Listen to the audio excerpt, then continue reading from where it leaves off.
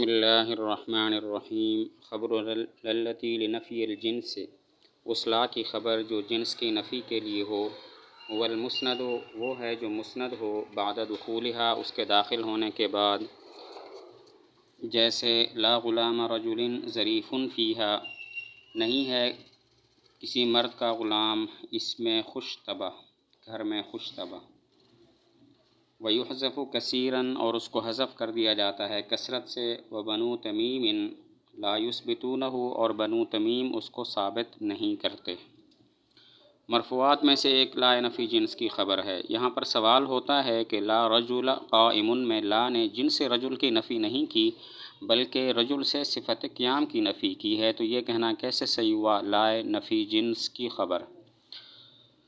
سوال ہوتا ہے لا رجل قائم، اس میں لا نے جنس رجل کی نفی نہیں کی ہے بلکہ رجل سے صفت قیام کی نفی کی ہے، تو پھر یہ کہنا کیسے صحیح ہوا لا نفی جنس کی خبر؟ جواب یہ ہے کہ الجنس مضاف الیہ ہے، اس کا مضاف معذوف ہے جو کہ صفت ہے، یعنی لنفی صفت الجنس، اصلاح کی خبر جو جنس کی صفت کی نفی کے لیے ہوتا ہے۔ اب سوال نہیں ہوگا۔ جواب یہ ہے کہ الجنس مضاف الیہ ہے، اس کا مضاف محذوف ہے، یعنی صفت لنفی صفت الجنس، اصلاح کی خبر جو جنس کی صفت کی نفی کے لیے ہوتا ہے۔ اب سوال نہیں ہوگا۔ هو المسند لا نفی جنس کی خبر وہ ہوتی ہے جو لا کے داخل ہونے کے بعد مسند ہو، جیسے لا غلام رجل ظریف فیہا نہیں ہے کسی مرد کا غلام گھر میں خوش طبع، تو یہاں پر ظریف لا کی خبر ہے جو لا کے داخل ہونے کے بعد مسند ہے۔ لا نفی جنس کی خبر وہ ہوتی ہے جو لا کے داخل ہونے کے بعد مسند ہو، لا غلام رجل ظریف فیہا نہیں ہے کسی مرد کا غلام خوش طبع گھر میں، یہاں پر ظریف لا نفی جنس کی خبر ہے جو لا کے داخل ہونے کے بعد مسند ہے۔ یہاں پر سوال ہوتا ہے مصنف نے مشہور مثال سے عدول کیوں کیا؟ مشہور مثال ہے لا رجل فی الدار۔ سوال ہوتا ہے مصنف نے مشہور مثال سے عدول کیوں کیا؟ لا نفی جنس کی خبر کی مشہور مثال سے عدول کیوں کیا؟ مشہور مثال ہے لا رجل فی الدار، نہیں ہے کوئی مرد گھر میں۔ تو جواب یہ ہے کہ اس مشہور مثال لا رجل فی الدار میں ایک اور احتمال بھی تھا کہ فی الدار یہ رجل کی صفت ہو اور خبر محذوف ہو، جبکہ لا غلام رجل ظریف فیہا میں دوسرا کوئی احتمال نہیں ہے، متعین ہے کہ ظریف یہ غلام لا کی لا نفی جنس کی خبر ہے، اس کی صفت نہیں ہے، کیونکہ یہ مرفوع ہے اور غلام رجل منصوب ہے اور مرفوع منصوب کی صفت نہیں بن سکتا۔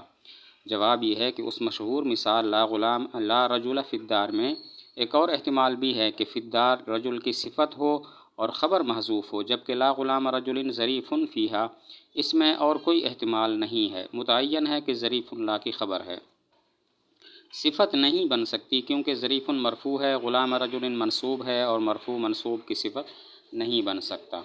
سوال ہوتا ہے لا غلام رجل ظریف کافی تھا مثال کے لیے، آگے فیہا کا اضافہ کیوں کیا؟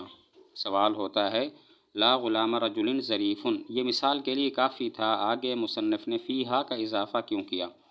جواب یہ ہے کہ فیہا کا اضافہ دو وجہ سے ہے۔ نمبر ایک، اگر کہہ دیتے لا غلام رجل ظریف تو کذب کا بھی احتمال ہوتا، کیونکہ غلام رجل نکرہ تحت النفی ہے اور نکرہ تحت النفی عموم کا فائدہ دیتا ہے، تو مطلب ہوتا کسی مرد کا غلام خوش طبع نہیں ہے، حالانکہ یہ کذب ہے۔ تو فیہا کہا تاکہ کذب کا احتمال ختم ہو جائے کہ کسی مرد کا غلام اس گھر میں خوش طبع نہیں ہے۔ پہلی وجہ یہ ہے کہ اگر کہہ دیتے لا غلام رجل ظریف تو ایک کذب کا بھی احتمال ہوتا، کیونکہ غلام رجل نکرہ تحت النفی ہے اور نکرہ تحت النفی عموم کا فائدہ دیتا ہے، تو مطلب ہوتا کسی مرد کا غلام خوش طبع نہیں ہے، حالانکہ یہ جھوٹ ہے کہ دنیا میں کسی مرد کا غلام خوش طبع نہیں ہے۔ تو فیہا کا اضافہ کیا تاکہ کذب کا احتمال ختم ہو جائے کہ اس گھر میں کسی مرد کا غلام خوش طبع نہیں ہے۔ اور دوسری وجہ یہ ہے تاکہ اشارہ ہو جائے لا نفی جنس کی خبر دو قسم پر ہے، ظرف اور غیر ظرف۔ ظریف غیر ظرف کی مثال ہے اور فیہا ظرف کی مثال ہے۔ دوسری وجہ یہ ہے تاکہ اشارہ ہو جائے کہ لا نفی جنس کی خبر دو قسم پر ہے، ظرف اور غیر ظرف۔ ظریف غیر ظرف کی مثال ہے اور فیہا ظرف کی مثال ہے۔ وَيُحْذَفُ كَثِيرًا لا نفی جنس کی خبر کثرت سے حذف بھی ہو جاتی ہے، جیسے لا الہ الا اللہ یعنی لا الہ موجود الا اللہ، موجود خبر کو حذف کر دیا گیا، اس لیے کہ لا نفی کے لیے آتا ہے اور نفی منفی پر دلالت کرتا ہے، تو اس سے معلوم ہو گیا لا سے کہ یہاں پر موجود محذوف ہے۔ وَيُحْذَفُ كَثِيرًا، لائے نفی جنس کی خبر کو کثرت سے حذف کر دیا جاتا ہے، جیسے لا الہ الا اللہ، یعنی لا الہ موجود الا اللہ، تو موجود خبر کو حذف کر دیا کیونکہ لا نفی کے لیے ہے اور نفی منفی پر دلالت کرتا ہے، تو پتہ چل گیا کہ یہاں پر خبر محذوف ہے۔ وَبَنُو تَمِيمٍ لَا يُثْبِتُونَهُ، بنو تمیم لائے نفی جنس کی خبر کو ثابت نہیں کرتے۔ اس کے دو مطلب ہیں۔ نمبر ایک، بنو تمیم اس کو مانتے ہی نہیں ہیں، وہ کہتے ہیں لا نفی جنس کچھ نہیں ہے، یہ لا اسم فعل ہوتا ہے بمعنی انتفع، چنانچہ لا اہل ولا مالا کا مطلب ہے انتفع الاہل و انتفع المال، مال اور اہل منتفی ہو گیا۔ اور دوسرا مطلب یہ ہے کہ وہ اس کی خبر کو مذکور نہیں مانتے، ذکر نہیں کرتے، بلکہ ہمیشہ حذف کرتے ہیں، اور ان کے نزدیک حذف اس خبر کا واجب ہوتا ہے۔ تو بنو تمیم لا یثبتونہ، اس کے دو مطلب ہیں۔ نمبر ایک، بنو تمیم اس خبر کو مانتے ہی نہیں ہیں، وہ کہتے ہیں لا نفی جنس کچھ نہیں ہے، یہ جو لا ہوتا ہے یہ اسم فعل ہوتا ہے بمعنی انتفع، چنانچہ لا اہل ولا مال کا معنی ہے انتفع الاہل انتفع المال، منتفی ہو گیا اہل، منتفی ہو گئے مال، منتفی ہو گیا مال۔ اور دوسرا مطلب یہ ہے کہ وہ اس کی خبر کو ذکر نہیں کرتے، حذف کرتے ہیں، ان کے نزدیک لا نفی جنس کی خبر کو حذف کرنا واجب ہوتا ہے۔ اسم ما ولا، اس ما اور لا کا اسم المشبہتین بلیسا، جو لیسا کے مشابہ ہیں، هو المسند الیہ، وہ ہے جو مسند الیہ ہو، بعد دخولہما، ان دونوں کے داخل ہونے کے بعد، جیسے ما زید قائما، نہیں ہے زید کھڑا ہونے والا، لا رجل افضل منک، نہیں ہے کوئی مرد تم سے افضل۔ مرفوعات میں سے ایک ما ولا مشابہ بلیسا کا اسم ہے، اور ما ولا کی لیسا کے ساتھ مشابہت دو وجہ سے ہے۔ نمبر ایک، جس طرح لیسا نفی پر دلالت کرتا ہے، ما اور لا بھی نفی کے لیے ہیں، اور نمبر دو، جس طرح لیسا مبتدا اور خبر پر داخل ہوتا ہے، ما اور لا بھی مبتدا اور خبر پر داخل ہوتے ہیں۔ ما اور لا کی لیسا کے ساتھ مشابہت دو وجہ سے ہے۔ نمبر ایک، جس طرح لیسا نفی کے لیے آتا ہے، ما اور لا بھی نفی کے لیے آتے ہیں، اور نمبر دو، جس طرح لیسا مبتدا اور خبر پر داخل ہوتا ہے، ما اور لا بھی مبتدا اور خبر پر داخل ہوتے ہیں۔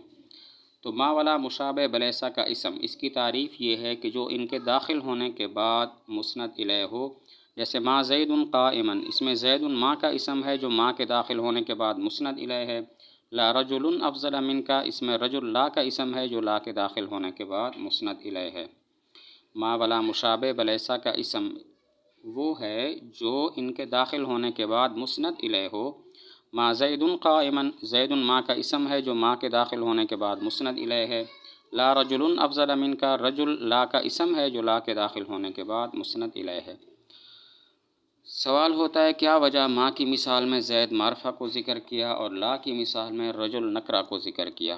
کیا وجہ ما کی مثال میں زید معرفہ کو ذکر کیا اور لا کی مثال میں رجل نکرہ کو ذکر کیا؟ جواب یہ ہے، تاکہ تنبیہ ہو جائے کہ لا نکرہ کے ساتھ خاص ہے، جبکہ ما معرفہ اور نکرہ دونوں پر داخل ہو سکتا ہے۔ جواب یہ ہے کہ یہ تنبیہ ہے کہ لا نکرہ کے ساتھ خاص ہے، جبکہ ما معرفہ اور نکرہ دونوں پر داخل ہو سکتا ہے۔ سوال ہوا کہ جب ما معرفہ اور نکرہ دونوں پر داخل ہو سکتا ہے، تو پھر کیا وجہ کہ ما کی مثال میں صرف زید معرفہ کو ذکر کیا، نکرہ کو ذکر نہیں کیا؟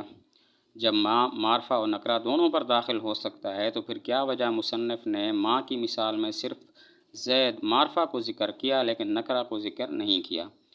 جواب، تاکہ اشارہ ہو جائے کہ ما کا اسم مسند الیہ ہوتا ہے اور مسند الیہ میں اصل تعریف ہے، تاکہ اشارہ ہو جائے کہ ما کا اسم مسند الیہ ہوتا ہے اور مسند الیہ میں اصل تعریف ہے۔